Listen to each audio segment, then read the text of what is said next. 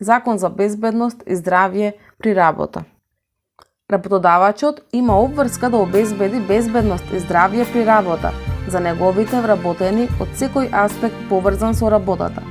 Работодавачот има обврска да воведе такви заштитни мерки и да избере такви работни и производствени методи што ќе ги подобрат нивото на безбедноста и здравјето при работа, а ќе се вклучат во сите дејности на работодавачот и на сите нивоа на организацијата. Работодавачот ја организира безбедноста и здравјето при работа во зависност од технолошкиот процес со примена на научно-стручни методи и во согласност со современите достигнувања. Работодавачот е должен при планирање набавка на работна опрема и воведување нова технологија да се консултира и соработува со вработените во однос на последиците и опасностите кои произлегуваат од изборот на работната опрема заради нивното влијание по безбедноста и здравјето при работа, работните услови и работната околина. Во пресрет на 1 мај, денот на трудот, во фокусот на јавното внимание се платите на работниците и функционерите. Сепак, во неделата што измина, посведочивме вакви наслови. Почина работник од Скопска комунална хигиена, го потиснал контейнер, а хидрауликата го повлекла и го пригмечила. Смртен случај при изградба на приватен објект во Кавадарци. Градежниот работник починал на градежното скеле. Обвинителството ги истражува причините за несреќата. Тројца работници се повредени во експлозија што се случила во погон на фабрика во кругот на поранешна железара во Скопје.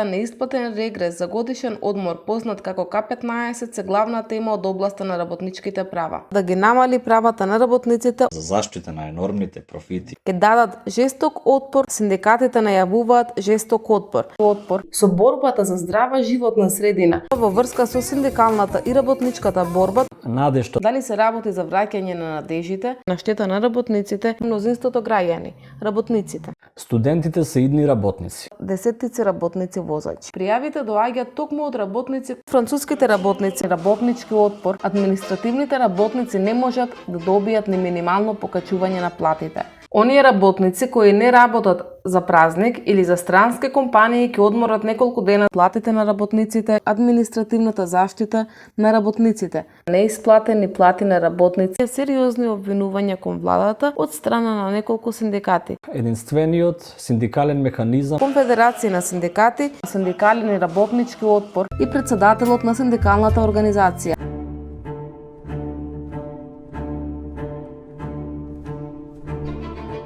Реалноста дава примери во подкрепа на народната поговорка «Ќути може и полоша».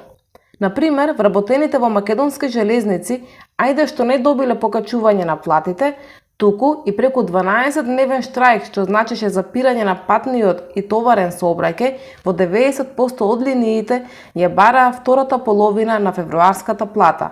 Неверојатно на вистинито, во годината кога се одбележуваат 150 години од постоењето на железницата во Македонија. Фактот покажува дека најверојатно не може вака да остане железница и треба нешто да се превземе. Меѓутоа ние како синдикати ќе следиме будно оваа либерализација што се најавува. Познати се железничките синдикати, јас сум горд на моите колеги што во минатото покажале како се бранат работничките права и буквално железницата е расадник на синдикати, многу синдикалци потекнуваат од железница и веќе тоа зазема широк замав во Македонија, независно од синдикално движење.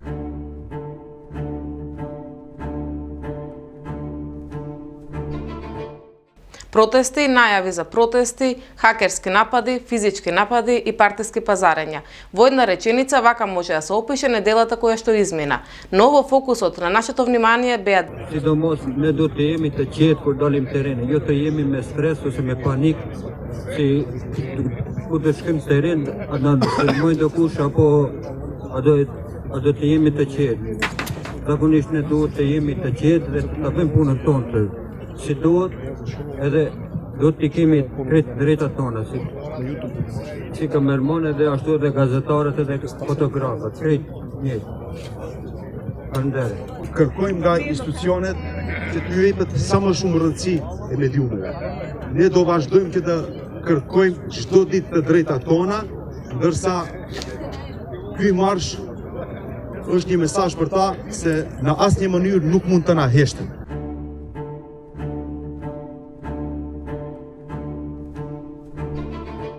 Неделата што измина ја одбележа протестот на независниот синдикат за образование и наука, кој излегува на улица поради најавата за спојување на низа предмети во основното и средното образование. Од друга страна пак, функционерите, кои пред известно време ги зголемија собствените плати, зададоа нов удар на работниците, со тоа што го изгласаа законот за 60-часовна работна недела. На капиталистичката класа не одговара работниците да бидат слободни. И затоа од тука е окупирано и слободното време на работниците, нели? Да, например, таа барем утеха, начелно ја имаме, ако веќе сме робје, наемно робје во текот на работното време, тогаш ја имаме слободата во слободното време, кое се вика слободно време. И уште еден парадокс тоест ограничување на либерализмот, никој либерал нема да ослушате да се залага за проширување на слободното време. И сега, нели вие сте за слободата? Либерали сте. Тогаш ајде, кога сте за слобода, ајде да го прошириме слободното време. То значи да го скратиме работното време, нешто што со оглед на огромниот пораст на продуктивноста на трудот е сосема можно, а ние не сме го скратиле работното време веќе 100 години. Во овие 100 години продуктивноста на трудот експлодира.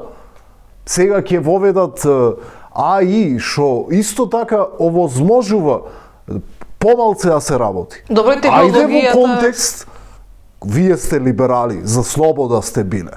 Вие сте биле, ние не сме биле. Ајде, бидејќи вие сте, уште повеќе од нас, залагајте се за проширување на слободата во слободното време, тоест да го намалиме работното време. Не за 1 час, за пола.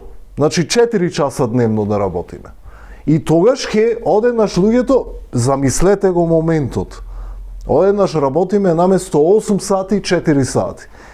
Тоа е слобода. Па имаме ние некој однос на тоа дека фактички работиме 8 сати. Не, ти, ама и има усвари луѓе работат, например, иако нивните 8 сати се исто како 15 сати, зависи ове каква работа.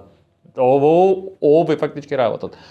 Имаме ситуации во кои што, например, тие луѓе немаат слободно време. И нивните потенцијали, нивните идеи, нивните соништа не можат да се реализираат.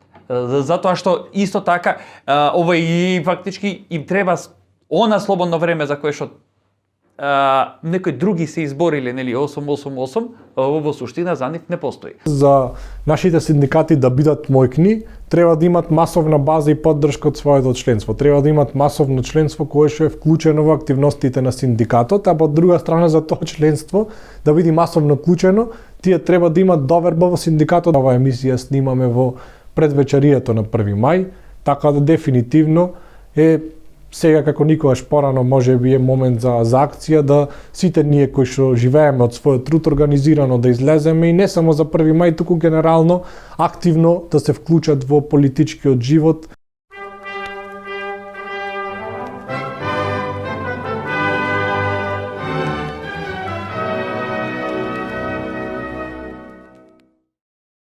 Македонија подолго време е пекол за работниците, а рај за капиталистите.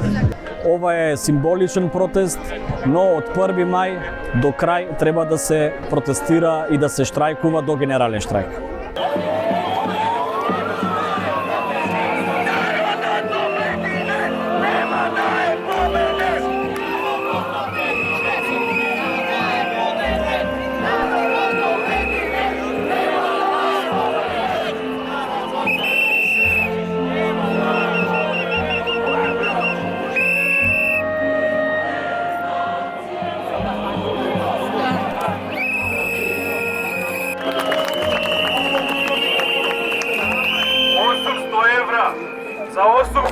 си ги покачија платите сите овие позади што седат. За кој труд, за кого, што објашнение од тоа? 32 години ги гледаме како исплаќаат дневници, како исплаќаат банки трошоци, а 32 години македонскиот работник нема добиено ништо. 2000 денари покачување на година, 2000 денари покачување на ден. Не е исто.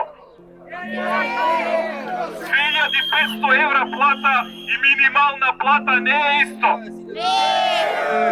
Легална минимална коштичка од 51.000 денари, па кој може да преживее, кој ги прима тие плати во Македонија? Нема да дозволиме во 21 век, 850 години, македонскиот работник да го враќаат во 19 век. Нека разберат сите овие представници на власта, така наречена, дека нема да дозволиме преку грбот на македонскиот работник, како што беше во овие изминати 30 години, да дозволиме во наредниот период целата младина да ни оди во странство и верувајте дека денешниот 1 мај е почеток за наредниот период. Не се свести каков работнички синдикален пекол ги очекува во наредниот период.